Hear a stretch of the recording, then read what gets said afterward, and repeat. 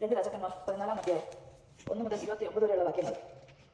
അമസ്യ യൂദ രാജാവ്. ഇസ്രായേൽ രാജാവായ യഹോവാഹാസിന്റെ പുത്രൻ യഹോവാഷിന്റെ 2-ാം ഭരണവർഷം യൂദ രാജാവായ യോവാഷിന്റെ പുത്രൻ അമസ്യ ഭരണമേറ്റു. അപ്പോൾ അവൻ 25 വയസ്സുണ്ടായിരുന്നു. അവൻ ജെറുസലേമിൽ 29 വർഷം ഭരിച്ചു. ജെറുസലേമിലെ യഹോവദിനായിരുന്നു അവന്റെ അമ്മ. അവൻ കർത്താവിന്റെ മുൻപിൽ നന്മ ചെയ്തെങ്കിലും പിതാവായ ദാവീദിനെ പോലെ ആയിരുന്നില്ല. അവൻ പിതാവായ യോവാഷിന്റെ പ്രവൃത്തികൾ പിന്തുടർന്നു. പൂജാഗിരികൾ നശിപ്പിച്ചില്ല. ജനം അവയിൽ ബലിയും ധൂപാർച്ചനയും തുടർന്നു. രാജാധികാരം ഉറച്ചുടനെ അവൻ തന്റെ പിതാവിനെ നിഗ്രഹിച്ച ഭൃത്യന്മാരെ വധിച്ചു. എന്നാൽ അവൻ ഘാതകരുടെ മക്കളെ കൊന്നില്ല. മോശയുടെ നിയമഗ്രന്ഥത്തിൽ എഴുതിയിരിക്കുന്നതനുസരിച്ചാണിത്. അത് കർത്താവ് അരുളി ചെയ്തിരിക്കുന്നു: മക്കളുടെ തെറ്റിന് പിതാക്കന്മാരുടെ തെറ്റിന് മക്കളെയോ വധിക്കപ്പെടരുത്. വധിക്കപ്പെടുന്നത് ഓരോരുത്തരുടെയും പാവത്തിന് ശിക്ഷയായിട്ടായിരിക്കണം. അവൻ 10,000 ഏദോമ്യരെ ഉപ്പ് താഴ്വരയിൽ വെച്ച് കൊല്ലുകയും മിന്നലാക്രമണത്തിലൂടെ സേല പിടിച്ചെടുക്കുകയും ചെയ്തു. അതിന്ന് യോക്തേൽ എന്നറിയപ്പെടുന്നു. അനന്തരം അമസ്യ യേഹുവിന്റെ പൗത്രനും യഹോവാസിന്റെ പുത്രനും ഇസ്രായേൽ രാജാവുമായ യഹോവാഷിനെ കൂടിക്കാഴ്ചയ്ക്ക് ദൂതന്മാരെ അയച്ച് ക്ഷണിച്ചു.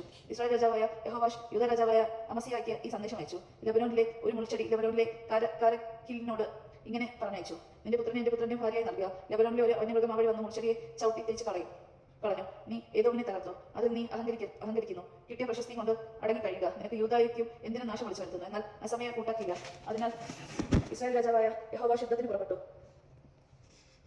യൂദയിലെ ബത്ഷേമാശയിൽ വെച്ച് അവൻ ഏറ്റുമുട്ടി. യൂദ തോറ്റോടി. ഇസ്രായേൽ രാജാവായ യഹോവാഷ് ബത്ഷേമിൽ വെച്ച് അസാഹിയുടെ പൗത്രനും യോവാഷിന്റെ പുത്രനും യൂദ രാജാവായ അമസ്യായെ ബന്ധിച്ച് ജെറുസലേമിലേക്ക് കൊണ്ടുവന്നു. ജെറുസലേം മുതൽ എഫ്രൈം കവാടം മുതൽ കോൺ കവാടം വരെ 400 മുഴം ഇടിച്ചു തകർത്തു.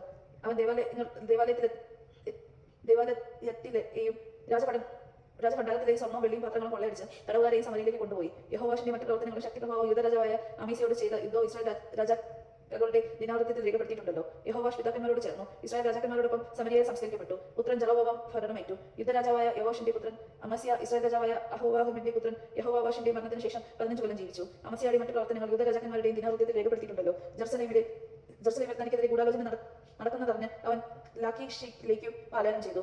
അവർ അവനെ അനധാവനം ചെയ്തു. ലാഖീഷിൽ വെച്ച് വധിച്ചു. അവർ അവനെ കുതിരപ്പുറത്ത് കൊണ്ടുവന്ന് ദാവീദിന്റെ നഗരമായ ജെറുസലേമിൽ പിതാക്കന്മാരോടൊപ്പം സംസ്കരിച്ചു. അനന്തരം യൂദാ നിവാസികൾ 16 വയസ്സുള്ള അസറിയ രാജകുമാരനെ പിതാവായ അമസ്യായുടെ സ്ഥാനത്ത് അവരോധിച്ചു. പിതാവിന്റെ മരണത്തിന് ശേഷം അസറിയ ഏലാത്ത് വീണ്ടെടുത്ത് പുതുക്കിപ്പണിഞ്ഞു. ജെറോബോവാം 2-ാമൻ ഇസ്രായേൽ രാജാവ്. യൂദ രാജാവായ യോവാഷിന്റെ പുത്രൻ അമസ്യായുടെ 15-ാം ഭരണവർഷം ഇസ്രായേൽ രാജാവായ യഹോവാഷിന്റെ പുത്രൻ ജെറോബോവാം സമരിയയിൽ ഭരണം തുടങ്ങി. അവൻ 41 വർഷം ഭരിച്ചു. അവൻ കർത്താവിന്റെ ദൃഷ്ടിയിൽ തിന്മ പ്രവർത്തിച്ചു. നോവത്തിന്റെ പുത്രനായ ജെറോബോവാം ഇസ്രായേലിനെ കൊണ്ട് ചെയ്യിച്ച പാവങ്ങളിൽ നിന്ന് അവൻ പിന്തിരിഞ്ഞില്ല. അവൻ ജസ്രായേലിന്റെ അതിർത്തി ഹമാത്ത് കവാടം മുതൽ അരോബ കടൽ വരെ പുനഃസ്ഥാപിച്ചു.